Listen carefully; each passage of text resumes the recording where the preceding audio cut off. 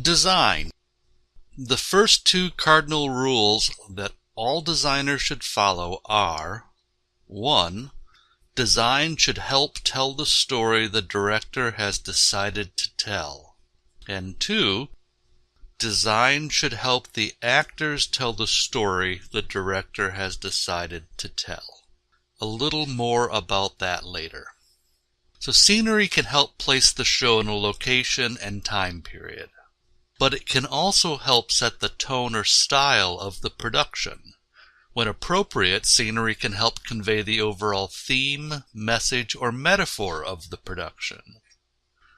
Scenery can help establish who the characters in the play are.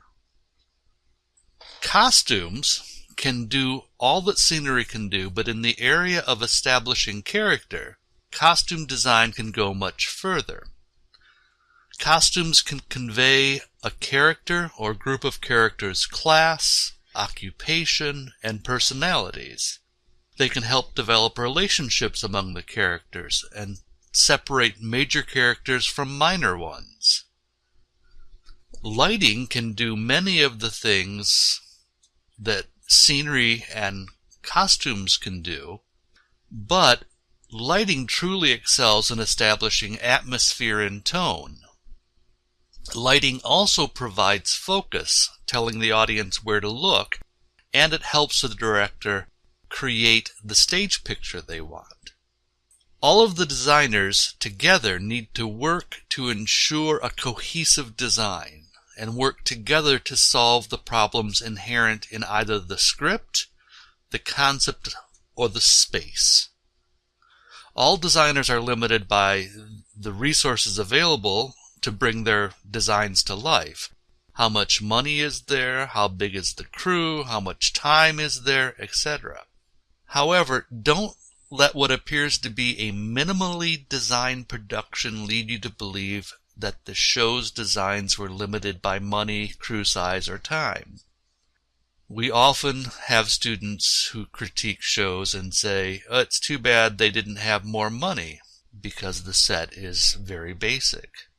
This is something that they're often mistaken about, because often a show calls for what is an open stage with maybe a platform or two, costumes that are all black, and lighting that is nothing more than up and down.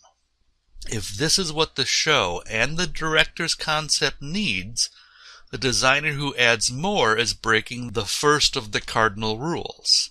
Design should help tell the story the director has decided to tell. So factors of design: there's line or shape. So the defining edge of a shape can impart meaning.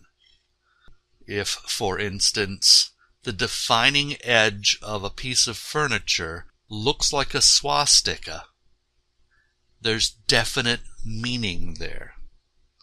The second factor of design is mass. How bulky or weighty an object appears on stage can also impart meaning. If a chair or a set piece is extremely heavy and bulky, like perhaps a throne on a sizable platform, it imparts meaning. Color is another factor. There is almost an overwhelming number of colors a designer can choose from. These colors all say different things and can all say even more things in combination with other colors. Similar to color, there is texture. The variety of textures is also nearly limitless. Different textures convey different ideas and can greatly alter the overall composition.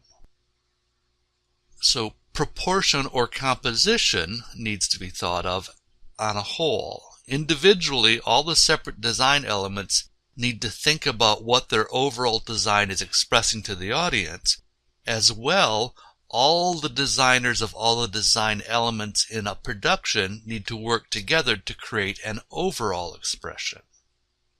Lighting designers also need to concern themselves with factors of design that are specific to lighting, in particular intensity and direction, both of which separately or together, can convey different ideas. And then a little word about sound design. Sound designers are concerned with all the factors mentioned above. However, the line, mass, color, and texture of sound takes on different meanings than they do with the other design elements.